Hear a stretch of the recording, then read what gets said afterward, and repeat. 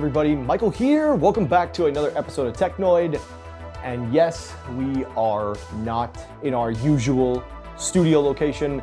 I am in sunny and beautiful Greensboro, North Carolina. Not afraid to say that stuff.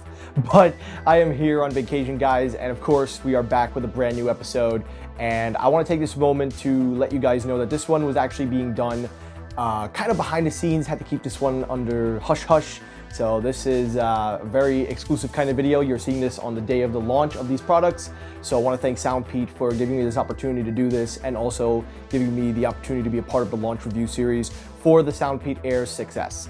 Now these are a brand new model pair of headphones that they have released. I have them here with me as we speak. I've been using them since I've been on vacation and also for testing before this review. And even though, as I always say with all of my videos, even though they were kind enough to send this to me very early in advance, they do not have a say or any affiliation to my opinion or where I stand on the review.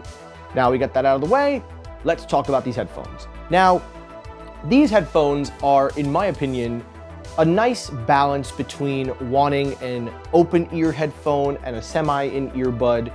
And I have been on record saying that I am not a big fan of these new clip-on styles that I are starting to think is starting to now fall kind of, nobody's really picking up on it, and I kind of knew that was going to happen anyway. So I'm happy that they went back to an open ear design. When it comes to the design of these earbuds, they are not the bulkiest pair of earbuds for an open ear, but they are slightly bigger size than for my ears. My ear canals are a little bit on the smallish side, not too small, but definitely not to the size of these. These are intended to just rest on your ears. They're not meant to go in, but even then, my ear canal shape is not as big compared to probably other people that this would probably fit or whatever. So the size and fit may vary for the person. But when it comes to the comfort, it does feel very lightweight. There are minimal times that I would have to readjust it in my ears. So there's not really a necessarily big factor of me always having to rechange them. So that is another positive, that even though they are open earbuds and they're semi-in-ears, at least I don't have to adjust them crazily. Now, when it comes to the actual finish of the headphones, they are in black, and even though they have a very glossy finish, I have always been on record saying that a matte finish is the way to go. So I do hope in the near future that they do update these with a matte finish, so it will help with a grip and also help with keeping it more easier to clean. Because if you know anything about earwax, clean your ears, people. Now, when it comes to the tech specs, these are some of the most up-to-date specs that you're going to get on earbuds. For starters, they have an almost incredible battery life. You can get 9 hours of playtime with no ANC or transparency. These are just for music only. You get 9 hours. It has LDAC support. It also has Bluetooth codecs of SBC and AAC, which is the industry standard, but LDAC for your Android users. It is IPX5 resistant, so it is sweat-proof. So if you want to take it to the gym, you can work out with these. And also it's rocking Bluetooth 6.0, and the charging case is very nice and small and is very minimal. Now, when it comes to the actual headphones, like I said, they are rocking a 13mm driver, so it is going to produce a lot of your frequencies, which we will get to in just a moment about the sound quality. And then lastly, of course, with all the earbuds, they do come with touch controls, and these are no different from any pair that SoundPEAT has made. The touch controls are very good, they're very responsive, there's minimal delay, at least in my testing on both iPhone and Android, and pairing it with LDAC just increases the experience. The battery life doesn't significantly get reduced. I got about 7 hours of battery life with LDAC connected, so not necessarily 9 hours, because LDAC does use up a lot of energy, but 7 hours is still pretty respectable. So overall, when it comes to the specs of these headphones, they're pretty good, and I'm glad that they're rocking the latest, at least for now. And now, of course, comes my favorite part, sound quality. So when it comes to the sound quality, this is where we run into something that I was a little disappointed in. I'm not gonna put this in the negative category, but I am gonna give you my honest opinion. The sound signature for these headphones are okay. They're not the greatest sounding headphones in the world, but they're also definitely not the worst by no means. They're kind of in that category of, it's just fine. The sound signature is bass heavy. They do tout that there is separation and clarity and details. There are evidence in the sound signatures that it's trying to be detailed, but it's just that low end kind of overpowers everything. And listen, it's not to say that it is distorted or causes friction between each subgenre that you're listening to, but it's not the type of signature that I like. For me, I like something that blends all three frequencies with a slight emphasis on the treble. This focuses heavily on the low end. It is nice and deep, the bass, and it is very punchy.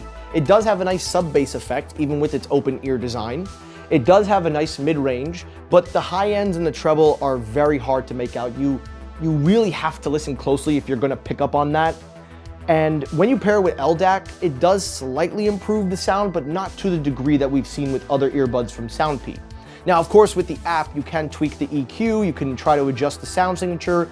It does have a dynamic EQ feature, which I did find is very helpful, but sometimes it would make the sounds a little too muddy, sometimes it would be very too high, sometimes you'll find the right balance somewhere in the middle, but I think that is something that they should keep working on, the dynamic EQ, because if they do that, that actually can improve these headphones significantly. And if it was to be paired with LDAC, I think that that would also be a better option. I understand that it can drain the battery faster, but I think to maximize its potential with audio, I think you should allow users the possibility to use LDAC and Dynamic Island at the same time. Not Dynamic Island, excuse me, Dynamic EQ. Now, with that being said, this leads into the app, because the app is very key to all SoundPEAT headphones, and these are no exception. You've got nice EQ settings. You've also got a custom setting that you can make your own. You also have the adaptive EQ where it'll do based off of your hearing. It has very good customization controls for your click to cap. You've got single tap, double tap, triple tap, press and hold. There is no ANC or transparency, so you don't have to worry about that being a factor. For the price of these headphones, I didn't really expect them to have it, but it would have been nice if they did do that.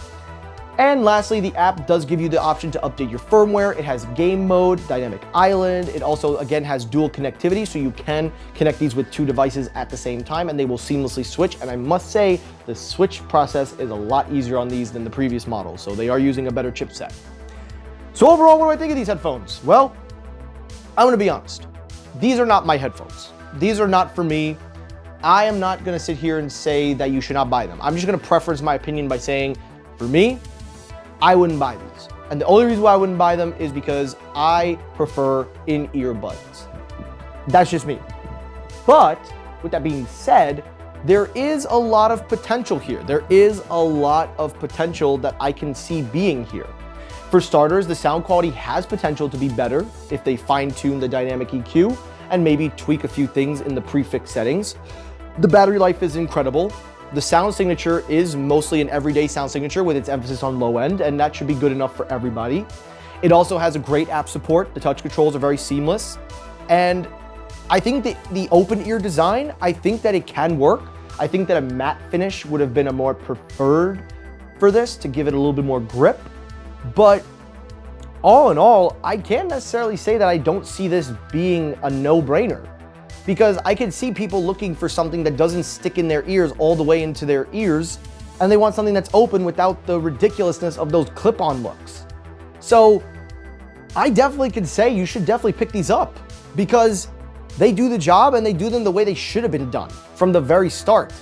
And I think SoundPEAT knows that, and that's why they did this.